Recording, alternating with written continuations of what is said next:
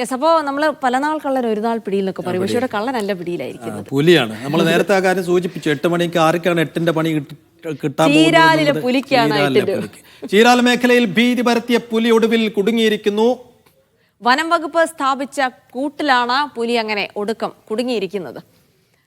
ഫൈസൽ നെടുമ്പാലയിലേക്ക് പോകാം വിവരങ്ങൾക്കായി.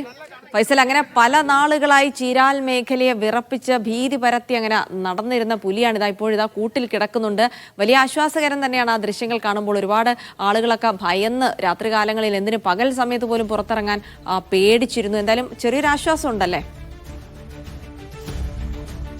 ജിൽസി, സൈഫുദ്ദീൻ, ചെറിയ ആശ്വാസമല്ല, ചീരാലുകാരെ സംബന്ധിച്ചിടത്തോളം വലിയ ആശ്വാസം തന്നെയാണ്. കഴിഞ്ഞ 3 മാസത്തിലേറെ കാലമായി ചീരാലും ബത്തേരി നെന്മേനി ഉൾപ്പെടെയുള്ള മേഖലയിൽ ഈ പുലിയുടെ സാന്നിധ്യമുണ്ട്. കഴിഞ്ഞ ദിവസമാണ് ചീരാലിലെ സെയ്തലവി എന്ന് പറയുന്ന ആളുടെ വീട്ടിൽ കെട്ടിയിരുന്ന പശുവിനെ പുലി കടിച്ച് കൊന്ന് പാതി ഭക്ഷിച്ച് ഉപേക്ഷിച്ചു പോയത്. അപ്പോൾ ആളുകളെ സംബന്ധിച്ചിടത്തോളം വലിയ ഭീതിയായിരുന്നു അവിടെ.